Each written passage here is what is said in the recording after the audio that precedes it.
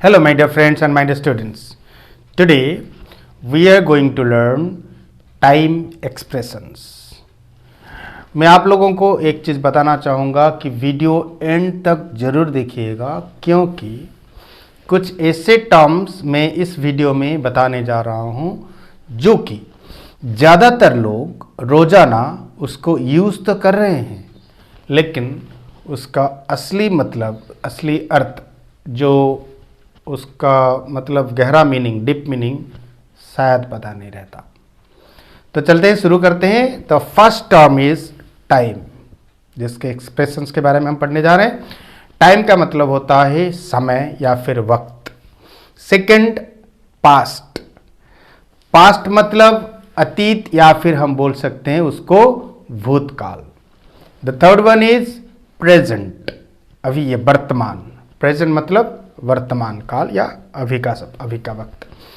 Future, भविष्य। ये तो आप लोगों को सब कुछ पता है, ऐसे कुछ वर्ड्स हैं, ये तो मेरा फर्ज है ये बताना, ये टाइम एक्सप्रेशंस हैं। मोमेंट, पल या क्षण। सेकंड को सेकंड ही बोला जाता है। मिनट, मिनट ही है। आवर को घंटा बोला जाता है। डे, दिन। डेट, तारीख। वीक, सप्ताह।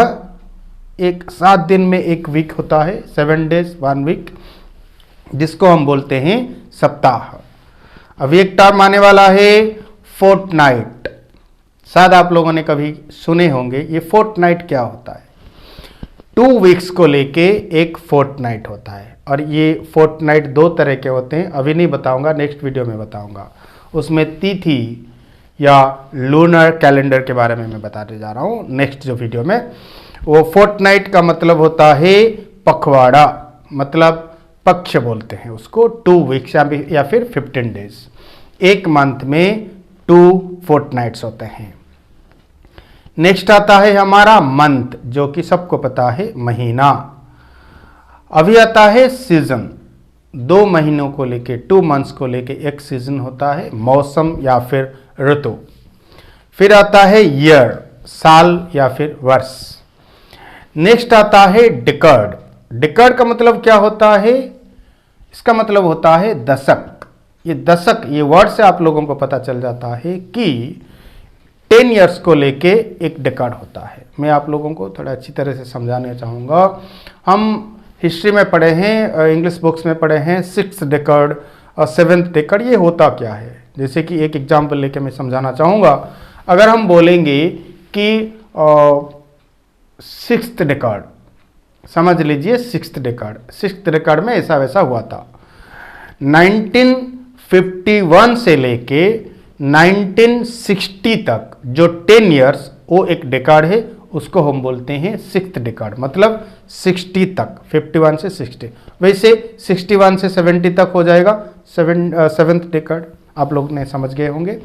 नेक्स्ट आता है हमारा जेनरेशन या फिर पीढ़ी। ये जेनरेशन या पीढ़ी क्या बोला जाता है? हम बाप दादा जो उनके जो क्या बोलते हैं उसको, एक एक कुछ सालों को हम बोलते हैं पीढ़ी। जैसे कि मेरे दादाजी के जो ग्रैंडफादर का जो एज, वो जो ज़माना था, उसको एक पीढ़ी बोला जाएगा। अभी मेरे पापा के ज़माना जो उनको, उसको एक पीढ़ी बताया जाएगा। फिर मेरे बेटे का, ऐसे एक एक पीढ़ी होता है। That is called generation. Next आता है सेंचुरी। ये सबको पता है, हर 100 साल में एक सेंचुरी होता है, जिसको बोलते हैं हम सदी। नेक्स्ट आता है मिलेनियम। मिलेनियम का मतलब आप लोग सुने होंगे, कुछ लोगों को पता है इसका अर्थ, कुछ लोगों को पता नहीं है। जिन लोगों को पता है वो लोग हंस रहे हैं, ठीक है। मिलेनियम का मतलब होता है सहस्राब्दी। सहस्र मतलब 1000 साल को लेके मिलेनियम। अभी हमारा कौन सा 3rd मिलेनियम चल रहा है। 2nd मिलेनियम तो खत्म हो चुका है। 1 से लेकर 1001 मिलेनियम, 1001 से लेकर 2000 और एक मिलेनियम, अभी 3rd मिलेनियम चल रहा है। नेक्स्ट आता है एरा। एरा एक वर्ड है, हम पढ़े हैं, हिस्ट्री में रहेगा। हिस्ट्री से पता चलता है कि ये एरा का मतलब होता है अब्द। क्या है ये अब्द? कोई एक हिस्टोरिकल पीरियड को एक एरा बोला जाता है। कोई भी हिस्टोरिकल पीरियड, कोई एम्परर का, कोई फेमस किंग का जो उसका पीरियड, कोई भी पीरियड उसको बोलते हैं एरा। अभी हम पढ़ेंगे एज के बारे में। एज मतलब ये नहीं मेरा कितना एज है आपका, वो एज नहीं है। युग, एज का मतलब होता है युग, वो एज। सत्य युग, उसको हम बोलते हैं गोल्डन एज, जिसका अर्थ है सत्य युग। स्टोन एज, पाषाण युग, जब लोग एक रकम के नंगे घूमते थे और शिकार कर करके खा रहे थे, उस जमाना को, उस युग को हम बोलते हैं पाषाण युग, स्टोन एज। कपर एज, जब इंसान कपर यूज करना सीखा, उस पीढ़ी को, उस युग को हम बोलेंगे कपर एज, या फिर उसको बोलते हैं तांबा युग। नेक्स्ट आता है आयरन एज, जो अभी चल रहा है।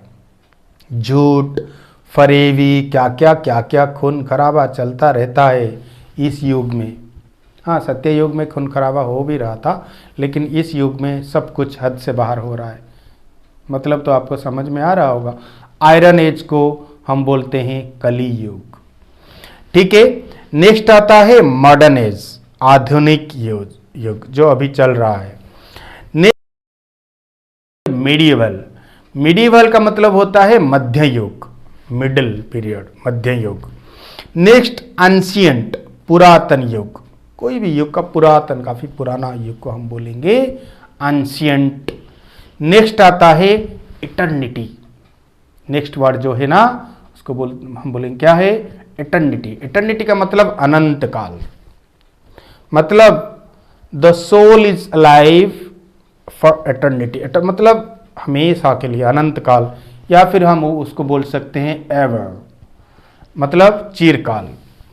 अभी इंटरेस्टिंग वर्ड्स कुछ आ रहे हैं, ध्यान से देखिए, सुनिएगा। बीसी, बीसी मतलब बिफोर क्राइस्ट। बिफोर क्राइस्ट मतलब जीसस क्राइस्ट के पैदा होने से पहले जो जमाना था, उसको हम बोलेंगे मसीह से पहले। मसीह से पहले मतलब क्राइस्ट से पहले, बिफोर क्राइस्ट। वैसे ही आफ्टर क्राइस्ट, एसी मतलब मसीह के बाद, उनके पैदा होने के बाद, जो कि अभी हमारा जो ईयर का नेम चल रहा है 2021, मतलब उनको 2021 ईयर्स हो चुका है जीसस क्राइस्ट को। इसी के हिसाब से हम क्या बोलते हैं, ईयर को काउंट करते हैं, बिफोर क्राइस्ट और आफ्टर क्राइस्ट।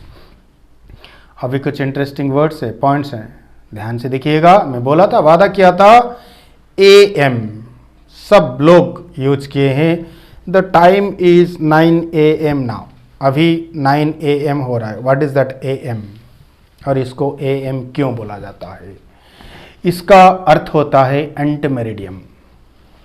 एंटमेरिडियम का मतलब before mid day, before mid day. Mid day का मतलब होता है 12 o'clock, दिन का जो 12 o'clock होता है, उससे पहले का वक्त, मतलब कब तक पहले?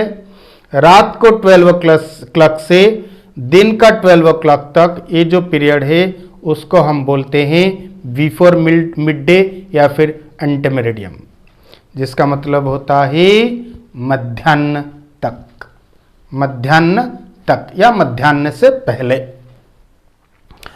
नेक्स्ट है पोस्ट मेरिडियम। क्या है वर्ड? Post meridiem. इसका मतलब आफ्टर मिड डे। अभी हमें पता चला नाइट 12 o'clock से दिन डे 12 o'clock तक हो गया हमारा AM, और उसके बाद जो है उसको बोलेंगे हम PM, मतलब डे 12 o'clock से नाइट 12 o'clock, उसको बोलते हैं PM या पोस्ट मेरिडियम। पोस्ट मेरिडियम का मतलब आफ्टर मिड डे या मध्याह्न के बाद। एक लास्ट वर्ड मैं आप लोगों को देना चाहूँगा और उसका मीनिंग भी बता दूंगा। मीनिंग मतलब उसका एक्सप्रेशन कर दूंगा, लेकिन आप लोगों को उसका मीनिंग ढूंढ के निकालना है, कमेंट में बताना है। ओके, इक्विनॉक्स, EQUINOX, इक्विनॉक्स, ये उस दिन को बताया जाता है जिस दिन में डे टाइम का ड्यूरेशन और नाइट टाइम का ड्यूरेशन दोनों सेम होता है, ना ज़्यादा ना कम। ये क्यों मैं बोल रहा हूँ? समर सीजन में हम लोगों को पता है डे टाइम थोड़ा लंगर रहता है और नाइट टाइम शॉर्टर रहता है, छोटा। नाइट छोटा और डे बड़ा। लेकिन विंटर सीजन में क्या होता है, night longer and day shorter. विषुव डे, हमें तो मीनिंग बोल दिया, विषुव बोला जाता है उसको। विषुव का मतलब होता है उसी दिन होता है वो जिस दिन जिसमें डे टाइम और नाइट टाइम दोनों का ड्यूरेशन सेम होता है and the word is equinox. मेरे ख्याल से मैं आप लोगों को आज कुछ ऐसी जानकारियाँ दी जिसके बारे में शायद आप लोगों को पहले से पता नहीं था, और बाकी बहुत सारे चीज़ आप लोगों को पता ही था, जैसे कि present, past, time, day etcetera. ये मेरा फ़र्ज़ है, जैसे कि ये वीडियो के जो कंटेंट के अंदर आते हैं उसको डालना मेरा ड्यूटी है, तो इसलिए मैंने बताया। तो लाइक, शेयर, सब्सक्राइब आप तो कर रहे होंगे, जो लोग नहीं किए हैं वो तो कर रहे होंगे, शेयर भी कर रहे होंगे। अगर आप लोगों ने इस वीडियो को ज़्यादा से ज़्यादा शेयर करेंगे ना, ज़्यादा लोगों तक पहुंचेगा और वो लोग भी देखेंगे, फ़ायदा भी रहेगा। और सबसे बड़ा, अगर if you really like me, if you really like my contents, my videos, तो शेयर ज़रूर कीजिएगा, क्योंकि it is really helpful for me also. Thank you very much for watching. God bless you. Bye bye.